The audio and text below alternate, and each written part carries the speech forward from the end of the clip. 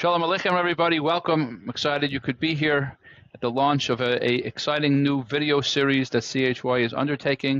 It's called AI Talks. We're going to be interviewing regular business people that are now dabbling in AI and finding ways to simplify their lives using AI. I mean, we're in a time right now where AI is transforming the world and faster than we could blink.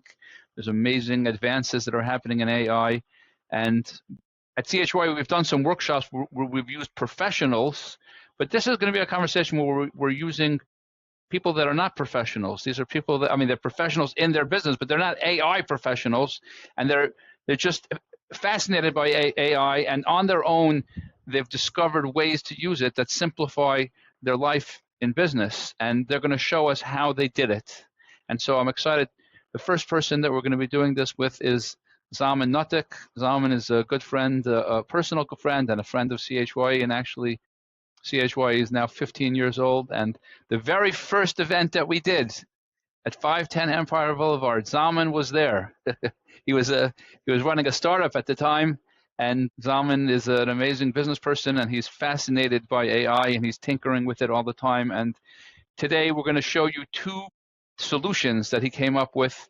One, automation that simplifies things for him in his office, and second of all, also an automation for how to do research and discover things that you're looking for and getting alerts. And in this context, it'll be a real estate related, but you could apply it across, on any type of industry. It makes no difference. So without further ado, Zalman, welcome and thank you.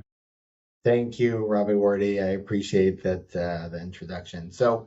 But before you dig deep in, just tell us a little bit about your fascination with AI. Like, where does it come from? So I would say, first of all, AI is just another tool at the end of the day, right? So for a lot of people, you hear AI, you get a little bit overwhelmed because you think that, it's the future and you're stuck in the past in a way, right? That's the reaction that most people get. But once you dabble with it, you start realizing that it's no different than any other tool, and you could learn it the same way you could learn anything else, right? Overnight, you don't become, you don't lose all your brain cells. And in fact, I would say that, using a Jewish term over here, AI is a little bit like Yassel the Golem. So, and we'll get into that a little bit. You have to be careful about how much you rely on it. I would say for the average person, it could do some heavy lifting or things that you would never be able to do manually, or things that would take you hours and hours of work. You could use AI to automate that part. Again, Robert Wardy said he's going to bring in professionals over time that will show you a lot more in depth. But at the basics, I would say you could choose whatever AI system you want. I'm going to show you stuff on Claude, right? You can use ChatGPT. You use any of the other companies, Gemini. I'm a very big fan of, if you can afford it, to use the paid account. $20 a month, $10 a month. I don't know what each company charges. And there's obviously corporate accounts that get a lot more expensive, but the free accounts get throttled. And if you could hack the $20, it's probably worth it. At least my experience. And then if you think about where I like using AI is those boring tasks. You have ideas in your head that an idea, somebody gives you an idea for your business, you're like, let me go down that rabbit hole. Without AI, it could take you days and weeks and months to test something out, see if it's viable, see what it takes to build out a minimum viable product. You'll still need to hire everybody you're hiring. You'll still need to work with designers, but you could get a very basic, quick and dirty result that you're looking for out of AI. That's a very good use case. I mean, I have in my personal life, the most recent thing that I joke about with my wife is we paid $20 a month for Claude, or ChatGPT at the time was ChatGPT, and it walked me through negotiating a lemon car buyback with the car manufacturer, and they cut me a check for $15,000. Right? I feel like I've paid my $20 for the next. It researched the laws for me, whether or not it was right or wrong. It drafted the emails. In theory, it could send the emails for you too. it found the right corporate email to send it to, and then started the conversation. When they responded, helped me respond, helped me fill out the forms. So this is something like that's a very practical example. You're sitting there, your car is having real issues, and you're like, I should call the car company, but they're not going to just cut you a check. They'll make you jump through hoops. AI is perfect for that because AI will do all that work, all that stuff that really, when you think of it, you tell yourself, you know what, I'll do it tomorrow. This is perfect. You just set it up, say, hey, figure this out for me.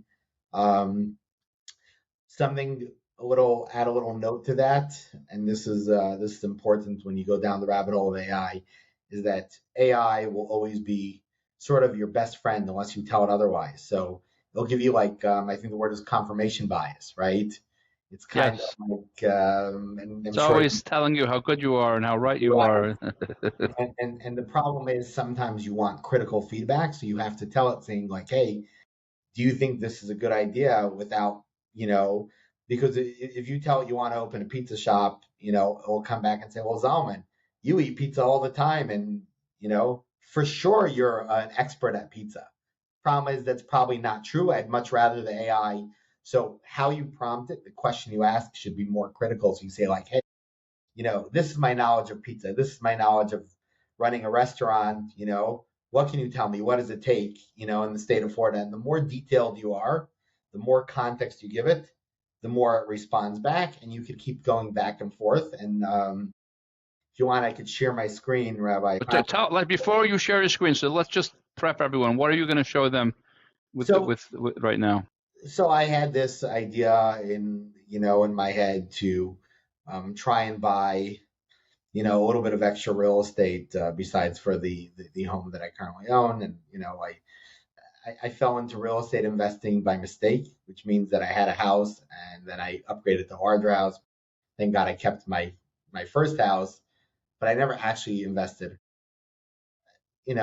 Fascinated. I took a course that Rabbi Wardy put together for, real estate investing. And then the $1 million question is, how do you actually underwrite a deal? And we covered that in the course. So yeah, they gave us like spreadsheets we could work off of, but I needed something more visual. So I figured that I'm going to start talking to AI. My my gimmicky idea, and I'm not the first person to think of this, but to try and convince people that have owned their house for long enough that I will overpay for their houses more than they're actually worth, as long as they carry the loan on the property. In fact, it's 5:15 right now. At 6:30, I'm actually going to look at a property that I got off market, and I'm going to use the That's tool owner finance. for owner financing, right? So I don't even know where to start, right? What's the carry cost? What's the average rent in the area? How to search up. So all these little tasks take time, take energy. So I asked AI, I told it what I was trying to do, and I asked it to build me a full calculator. That was step A, to build me a full calculator that I could, plug in numbers. And then from there, besides for building out the calculator, I also wanted it to be able to pull in addresses automatically, to search Redfin and Zillow automatically, right? Which saves me a lot of time instead of having to pull the address in. I just start typing the address, and it literally walked me through step by step. In terms of tech savviness, I'd give myself a 5 out of 10. Like, ask me to like autofill an address to the Google API that goes right over my head. Claude walked me through the process of doing it, walked me through the process of setting up a server. In fact, when I show you my screen, I'll show you if I go through the chat. I don't know how much of it is saved, but you can see that at times I'm lost and I just share a screenshot. I take a screenshot. I have two screens. I crop the screen. I post it into AI. I say, hey, this is what I'm looking at. You know, what do I do next? Right? And AI reads the page and, will come back to me and say, oh, here you go. You just have to, fix this, click on that button. And sure enough, I was able to build it out. And then once I went that far, I had AI build me a customer facing, not but like a marketing website. Could use some work, but it's pretty decent.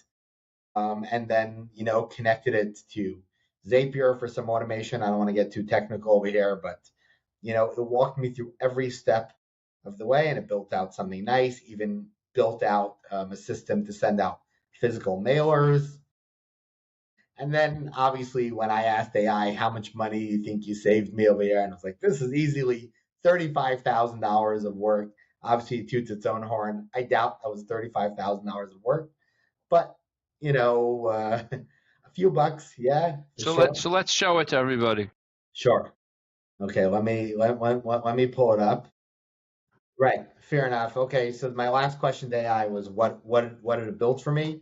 It built an entire marketing page, everything that goes into that, right? So this, if you have a business idea, it'll build out the front end of it.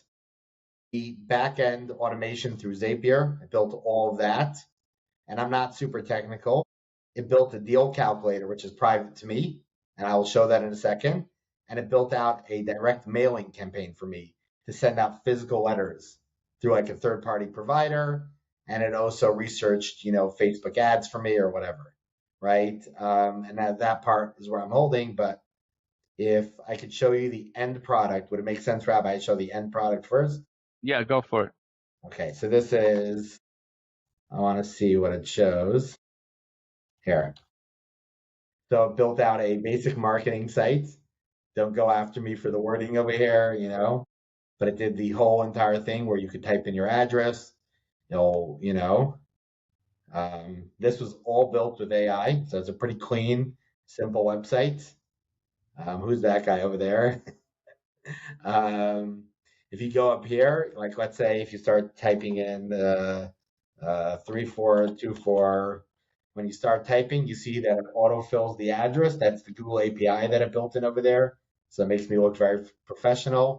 I put in my own address, information, test, and then it does this thing. And then part of the automation is it sends me an email. That's the customer facing side of it, right? I put in the progress bar to make the end person feel like it's actually searching the value of their site.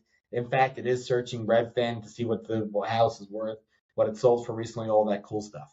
Now back to the actual calculator that it built an entire deal calculator from A to Z. I guess the details of it don't really matter, but the idea that it built, it was I can put in information. Let's say I do, Joe Smith. I do, 770 Eastern Parkway, right? This is not connected live to the Google API, so it won't work in real time. On my server, it is. But over here, you put in the purchase price, the market value of the property, and everything is you could toggle everything over here, right? So I could say, hey, I want to buy it for 715,000. The market value of the house is, I don't know, 795, right? My down payment is 20%.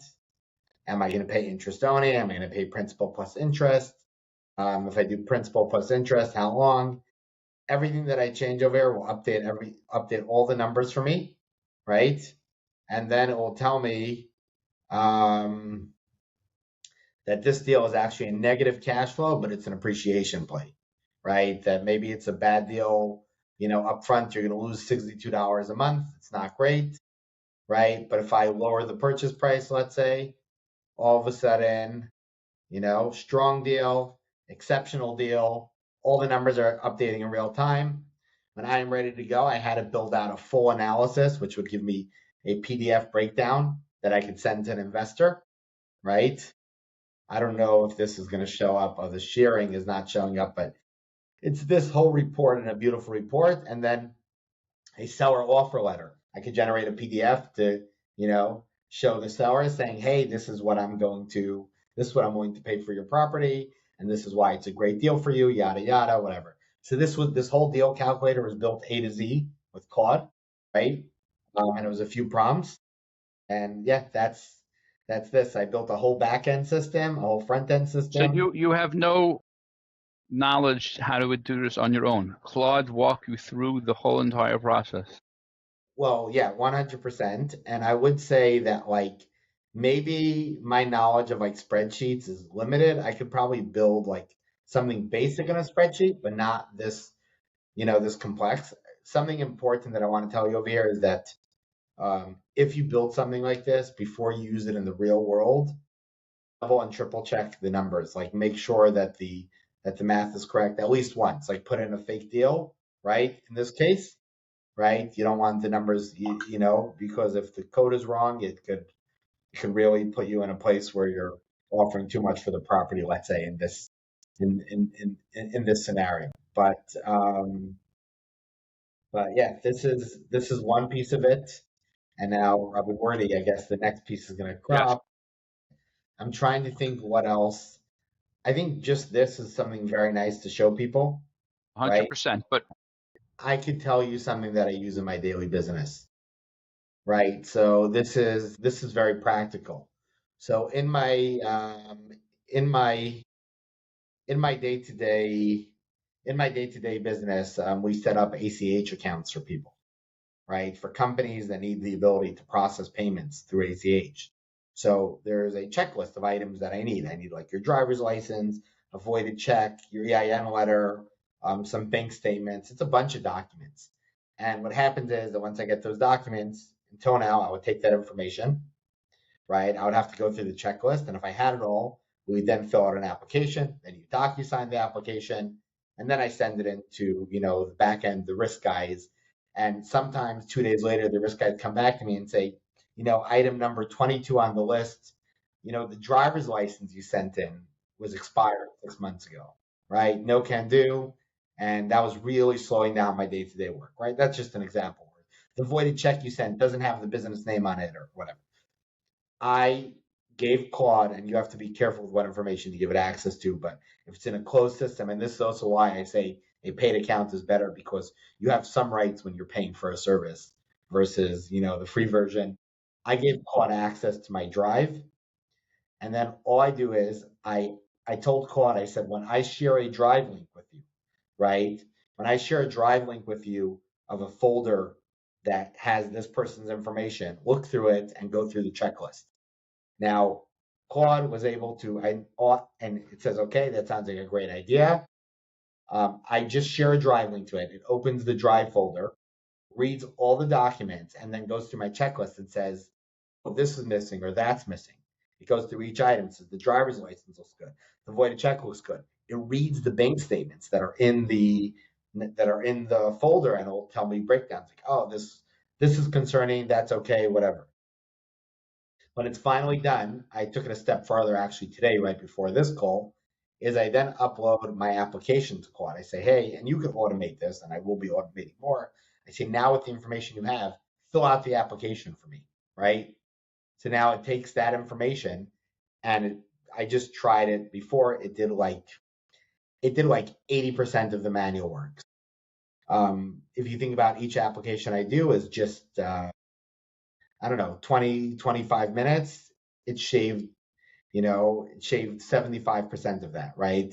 that's There's, awesome. So if you don't mind, open Claude. So for this automation, basically what you're doing is you're creating a new project, you're creating a new chat, and you name right? it, you give it a name, and then you refer back. In other words, you program it for that, and then every time you come back to this. And I go back to it every time, right? And that's it. So I don't have Drive connected over here, but something else to consider, and this is maybe a little bit more advanced. There's different models. Each AI system that you use will have different versions of it, right? Now, sometimes if you want to go somewhere close, you could go on a bicycle, but if you're going on a road trip, maybe you want, an expensive car or an airplane, right? So different models are good for different stuff. The beauty about AI, and this is what I love about it, is it could teach me the stuff that I don't know. So if I ask it, can you tell me the difference between the different uh, models in Claude, right? So I don't know which one to use, so it's going to give me a whole breakdown over here. Right, you can give it access to the internet, but you see it'll tell you exactly what it's doing, and it's looking up other sites. Here's a breakdown. right? There's 3 models, Opus, Sonnet, and Haiku. I'm probably mispronouncing that. It tells me each one, right? And it gives me a breakdown. So this is a lot of information. So then that's a little bit too much for me. So now I want to ask it a question. I like to uh, I'd like to learn more about an org called CHYE. Which model should I use? Right? Because that's a lot for me to read, right? So it tells me that Sonnet is the best one for that. And it asks me, would you like me to look it up? I say, sure. Can you also create a nice report about the org in a slideshow? And I wanted to research you and create some sort of report. So it searches a bunch of websites. It found a bunch of news articles about you on Nosh.org, COL, right? It has everything it needs, right? So that's also using like a random example. If you have to do research and obviously double check your research because something like this, sometimes when you're researching a certain figure, it could find sources that are not necessarily what you're looking what you would consider reliable. The joke is that somebody asked one of these AI agents, how do I get my cheese to stick to my pizza? So the AI agent responds, use Crazy Glue, right? Right. Now, that sounds nuts. And if you eat Crazy Glue, probably not a great idea. Now, the problem with that question is there's no context, right? The person would say, hey, I eat pizza and I'm in a floating space shuttle, and every time it flips over, the cheese falls off the pie, but I want to eat it. So it needs to be edible. So maybe you'll tell me edible Crazy Glue or whatever. The problem is if you look at the sources and you can see the sources, right? And it's middle building the presentation for us. But if you look at the sources, it searched the internet and I found a photography site that spoke about keeping cheese stuck to pies of pizza when you fling it in the air, right? You ever watch like there's an ad for Pizza Hut on TV and the pizza is flying, right? The question the photographer had on that website is how do you get the cheese to stick to the pizza? Now that's a very different question for a photographer or a chef. So you have to give AI context. Hey, I'm a photographer and I'm certain, I'm creating a video ad for Kingston Pizza, right? That's very different than, I am Robin Wordy and I'm going on a road trip and I want to eat the pizza later, right? So there we go. It built the CHYE deck and overview, right? Should we open it? It created it the format it did is power PPTX. I think that's a PowerPoint, right? But you could kind of see it on the side of my screen, right? It created a whole nice little deck. Community impact. I don't know where it got all this information, right? But you would maybe want to add all its resources. Got your address? Is that your phone number? Your website, Yes. right? Yeah. Uh, Now, I wouldn't necessarily take this and just send it to your boss when he tells you to do research on CHYE for that big grant. You may want to say, can you give me a list of sources you used, right? That's kind of important over here, right? So, okay, it's not bad. So far, I like what he used. He used CHYE, COLI, Vanash.org. Maybe I wanted to, can you, is there a website that breaks down the spend of a 501c3? And it'll probably tell me that there is ProPublica, right? Charity Navigator. Can you search one of those and add a slide with Fine. Financials, right? But anyway, you get the point of it over here. Um, Yes, very powerful. right. How are So, you? How you would say that? How much of your time every day are you spending uh, on? I'll show you something, Rabbi. Yeah, yeah. When I open a new tab on Chrome, my default new page is, I don't know, is Claude. My homepage on my thing, and I start off every thought process with, not everything, right? When it gets a little bit annoying is when you copy and you just want to paste something in the browser to actually search it on Google. But generally speaking, I have a question. And in my work one, it's connected across the board. It could search my emails, it could search that's another very easy one to use. If you connect your emails to it, again, on a paid account, you could ask it. You ever sitting there one day and you're like, what's that email that Zalman sent me in 2015? It had something to do with, you know, uh, something or another. The problem is that in Gmail, you could like search words. You can't really search concepts. But with AI, you can give it more general. I So had a how would you connect your email to it? What does that mean? You just so there is on the right hand side. Again, every AI company is different, but there is in the settings you could connect other counts. stuff, right? Other accounts. I think it's probably on the customize tab, connectors, right? Over here it's called connectors. So I have like Gmail, Google Drive, Instacart, and Uber Eats, let's just say, right? So for Instacart, I could be like, hey, I'm out of pickles. Can you add it to my shopping cart or whatever? And you give it different sets of permissions and stuff like that. Um, and there's, let's see, like what browse connectors, right? And there's probably an insane amount of options over here that you could connect it to. So, for example, you may want to connect it to here. Trending right now is Expedia. So, if you connect it to your Expedia account, maybe it can like research vacations for you and compare from site A to site B. But I've gone so deep into this. Again, and I guess on future shows you'll have people talk about agents, which are autonomous units that work, overnight and do different things for you. And there's a whole coding aspect, but for a very simple person like me, it's cutting out these like boring tasks. As I said in the beginning of the call, it got me $15,000. I'm looking at a property tonight based on an off-market property that maybe I get to buy. Maybe nothing comes of it, but God willing, something good. But this is real value.